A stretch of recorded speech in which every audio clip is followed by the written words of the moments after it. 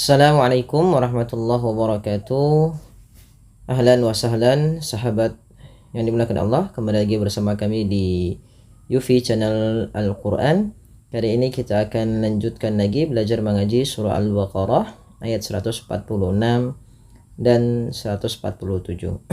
Baik, kita akan mulai baca dengan isti'adzah, kemudian ayatnya, baru kita uraikan hukum tajwid yang ada pada ayat ini. Mudah-mudahan nanti membantu teman-teman sekalian.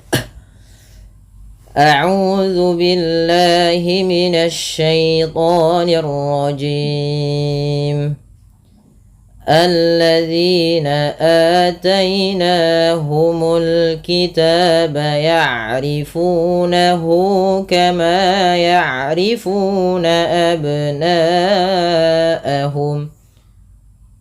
Wa inna fariqan minhum la yaktumuna al-haqqa wa hum ya'lamun.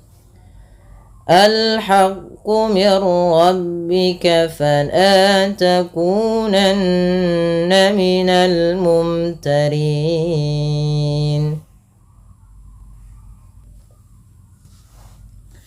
Baik, kita perhatikan pada lafal alladzina ataina. Pada lafal ayat alladzi ini jangan dibaca ulladzi ya teman-teman. Ada huruf alif di awal kalimat bertemu dengan alif lam di sini. Ini biasanya dibaca dengan fathah. Tidak, ini bukan tanda harokat ya, tapi dia merupakan hamzatul wasal. Yang dimana kalau hamzatul wasal di awal kalimat, di awal bacaan dibaca dengan a. Kemudian pada lafal zina ada mad tabi'i, dan hati-hati dalam melafalkan huruf zalnya, jangan terubah menjadi huruf zai ya. Ini sering kali kita ulangi.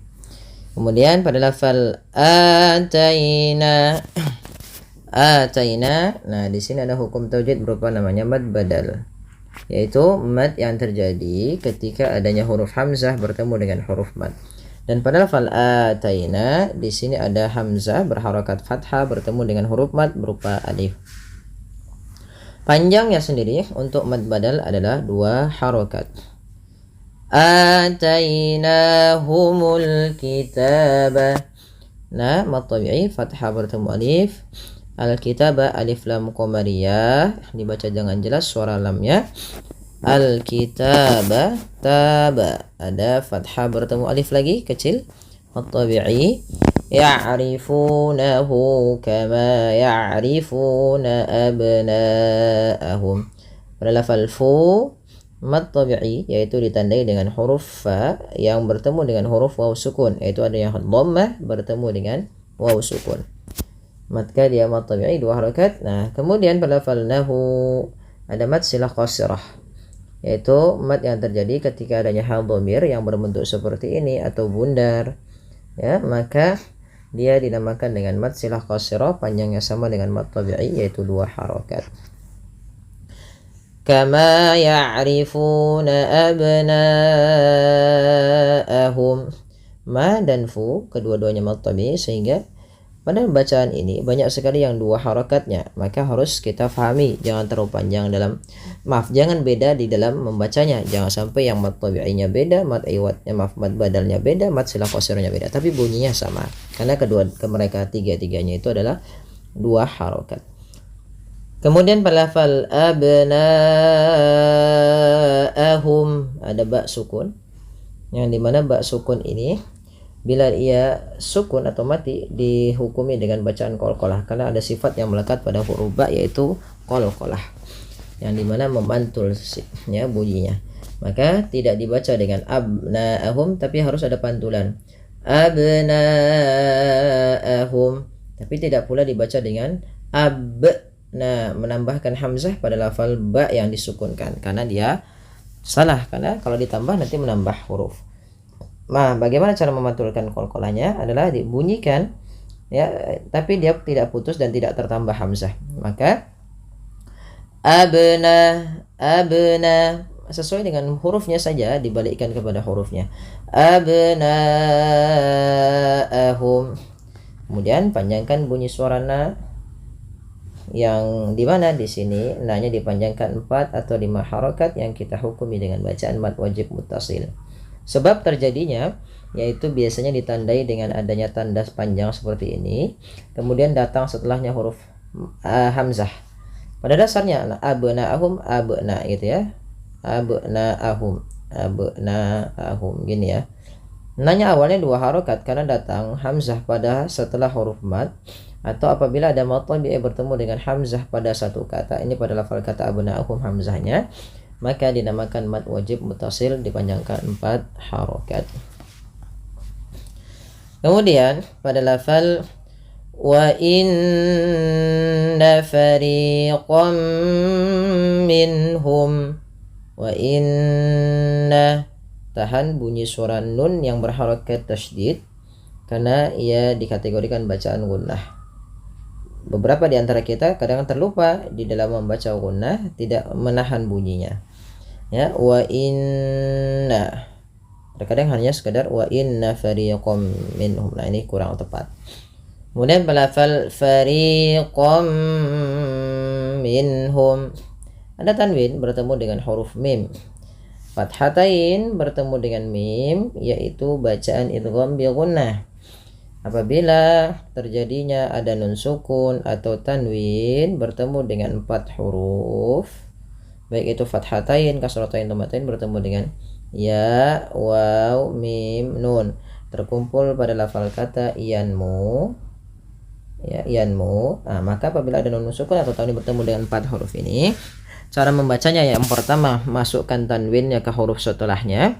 Kalau huruf setelahnya mim, maka masukkan tanwinnya bunyi nunnya mengganti dengan bunyi mim. Kalau dia masuk ke waw berarti ganti dengan huruf waw, karena di sini masuknya kepada huruf mim, maka langsung dibaca masuk ke huruf mim, yaitu wa inna fariqam minhum, tidak lagi fariqan minhum, karena dia dihukumi dan idgham, artinya memasukkan bi gunnah disertai dengan penahanan. Nah, bukan hanya sekedar masuk kepada huruf mimnya tapi tahan. Fariqam minhum. Nah, seperti itu. Kemudian pada lafal minhum. Minhum sendiri ada bacaan yaitu nun mat yang bertemu ha dibaca dengan jelas. Ya, yang ini kita kenal dengan istilah yaitu izhar halqi. Izhar artinya jelas, halqi berarti hurufnya yang dikeluarkan dari tenggorokan, yaitu karena ha termasuk huruf tenggorokan dan sebelumnya nun, maka suara nunnya harus jelas tanpa ditahan, tanpa ada penahanan. Misalkan seperti ini, wa inna fariqam minhum. Nah, ini kurang pas. Kenapa? Karena dia menahan huruf min, padahal tidak boleh ditahan, tapi minhum langsung saja. Kemudian la yaktumunal haqqa. Layak tumuna, kaf sukun itu punya 2 sifat. Yang pertama yang paling menonjol sifat hamas dan sifat syiddahnya. Syiddah itu tertahannya suara, hamas itu mengalirnya nafas. Maka layak ak ya, langsung ya, layak tumunal haqqa wa hum ya'lamun. Lafal al-haqqa ada bacaan, itu hurufnya kita kenal dengan alif lam qamariyah, yang dimana dengan jelas suara lamnya karena bertemu dengan huruf ha. Wahum ya'lamun, ada mim mat yang bertemu ya. Di sini pada dasarnya ada hukum tajwid berupa izhar syafawi, dibaca dengan jelas mimnya. Kemudian pada lafal ya'lamun, mun panjangkan ya 2 harokat, 4 atau 6 harokat, yang dimana kita boleh memilih. Karena di sini ada namanya mad arid lisukun. Mad yang terjadi karena adanya sukun arid, yang disebabkan lisukun arid. Lisukun maksudnya mad yang terjadi karena ada sukun arid. Contoh sukun arid itu gini, ya awalnya ya alamuna. Sukun arid adalah nun yang disukunkan di akhir bacaan ketika waqaf, namanya sukun arid. Nah, apabila ada sukun arid didahului dengan huruf mad berupa waw di sini, atau huruf-huruf yang didahului dengan huruf mad lah, baik alif, waw atau ya, maka dibaca dengan mad arid lisukun. Kita boleh memilih, tapi kita ambil yang tengah-tengah saja, yaitu yang dibaca dengan 2, 4 atau 6 harokat. Baik, lanjut kepada ayat selanjutnya. Al-haqqu mir rabbik. Al-haqqu, ya perlu kita pahami kalau yang seperti ini dibaca a ya di awalnya, dan di sini ada alif lam qamariyah dibaca dengan jelas suara lamnya. mir rabbik. Ini ada nun sukun bertemu dengan ra, yaitu cara membaca masukkan bunyi nunnya, tadi tidak dibaca lagi min rabbik tapi dibaca dengan mir rabbik dengan memasukkan bunyi nun kepada huruf ra, dan kita kenal dengan istilah idgham bila gunnah. Dan di sini juga idgham kamil, nunnya hilang secara utuh karena langsung ke huruf ra, dan ra dibaca dengan tebal. Hati-hati dalam melafalkan ra, tidak dibaca dengan mir rabbik, jangan banyak sekali takrir pada huruf ra, tapi sekali saja mir rabbik. Kemudian fala takunanna minal mumtarin. Fala mad tabi'i, lanya 2 harakat, takunanna nun berharakat tasydid dibaca dengan gunnah. Cara membacanya dengan menahan bunyi suaranya. Fala takunanna, ditahan. Kemudian minal mumtarin, alif lam qamariyah jelas. Fala takunanna minal mumtarin. Pada lafadhin ini sama hukumnya dengan ya'lamun, yaitu ada mad alif disukun. Kita boleh pilih memanjangkannya dengan 2 harakat kah, 4 harakat ataupun 6 harakat, tapi asalnya kita ngambil yang tengah-tengah saja, yaitu yang 4 harakat. Kita coba ulang ayatnya dari al-haqqu mir rabbik sampai mumtarin. Al-haqqu min rabbika fala takunanna minal mumtarin.